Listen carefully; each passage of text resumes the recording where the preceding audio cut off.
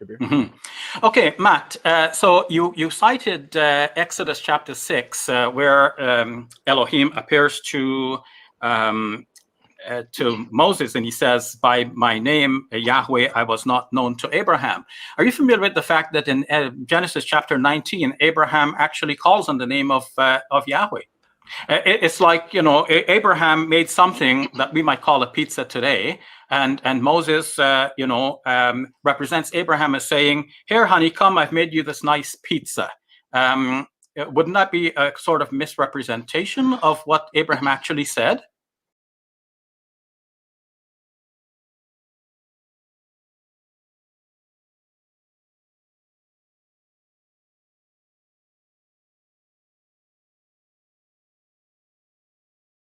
Can you explain Exodus 6:3 in reference to Genesis 22:14? Yeah. What does he need explaining with? Let me share So with what I can think of it, he's referring to Yahweh and Abraham not knowing the name of Yahweh. So Genesis 6:3 is, I appeared to Abraham, to Isaac, and to Jacob as God Almighty, but by my name, the Lord Yahweh, I did not make myself known to them. This is Exodus 6:3. Genesis 22:14. So Abraham called the name of the place, the Yahweh will provide, as it is said to this day, on the mount of the Lord it shall be provided. So I think she's referring So to, what's the contradiction, though? yeah. What's the contradiction? Because you need to think deeply about what it means to know. What does it mean to know in the Bible? To know meaning to know the person, to know him fully, Exactly. intimately, To know emotionally. intimately. You got it. You guys answered.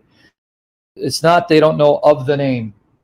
That has no. Go to Exodus 10 verses 1 and 2. See how the word know is used. Exodus 10. 10 verses 1 and 2.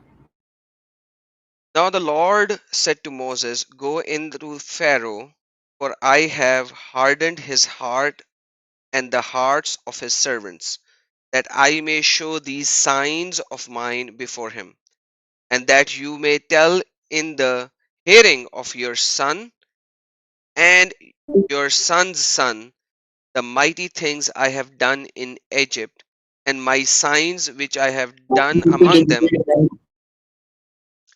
So what does it mean that they may know? That may tell in the hearing of your sons and your sons' sons that mighty things that I have done in Egypt, my signs which I have done among them, that you may know that I am the Lord. Yep. Know So him, what does it mean? know him by, can I add, know him by his works and by his In other doings and by words, his power? God performing signs and wonders so you can know the reality of the God that you worship, and you can know the characteristics of this God firsthand, personally, and intimately. So it's not simply abstraction. You know there's a God. No, it's knowing him truly, knowing him intimately, seeing God act and manifesting his characteristics, like through the signs he did. So knowing in the Bible isn't just mental assent. This is why people are getting confused, because you keep thinking, oh, they didn't know that word, Yahweh. That is a surface level way of reading the Bible. Know biblically doesn't mean, oh, I know name Yahweh, or I know that Jesus. No, that's not knowing in the biblical sense, right? Go to 1 Samuel 3, 6 to 7. Right? Okay, I'm going Samuel to 3, 6 to 7. 3, 7.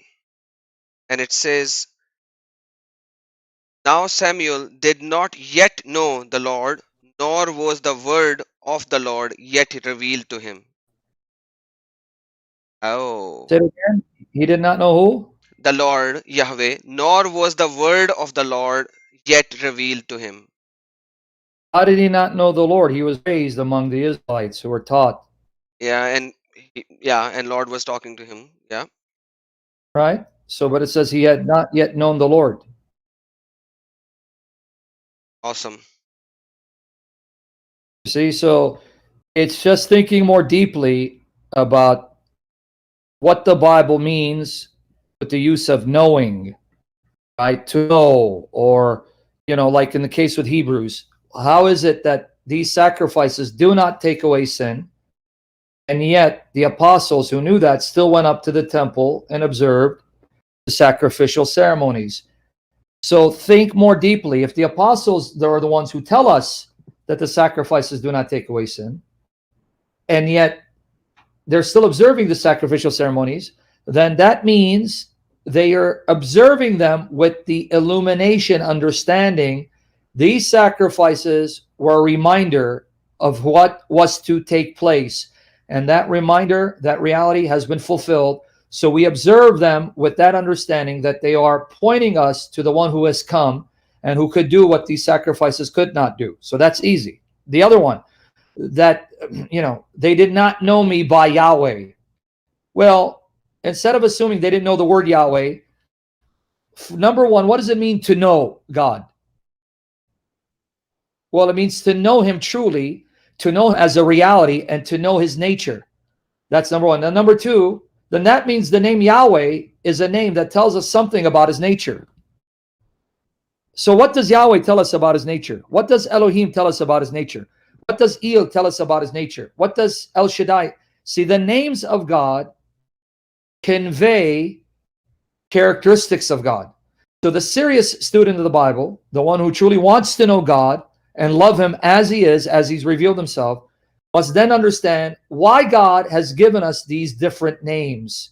What is he trying to teach us about his character in giving us different names? After all, if he didn't want you to know something about his nature by giving you a multitude of names, then he could have just gave you one name and stuck with it. Right? Right. I'll give you another example.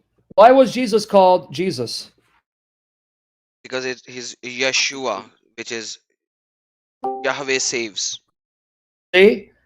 The name Jesus is supposed to tell you something about him.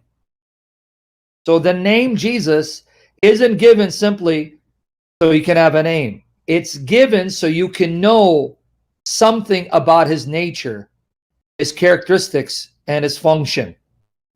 So when it says they did not know me by my name Yahweh, it's not they didn't know that name. They did not see what that name conveyed, the reality of the name Yahweh. What does Yahweh tell us about God?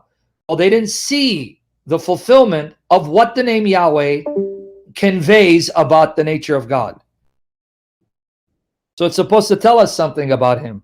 So did the patriarchs experience the reality of what the name Yahweh conveys about the nature of God? No. They didn't. Because Yahweh is the covenant name of God, the covenant-keeping God. So God made a covenant, but they never saw the fulfillment of the covenant. So who experienced the reality of the name Yahweh? Yahweh is the name of the personal God of Israel who keeps his covenant promises.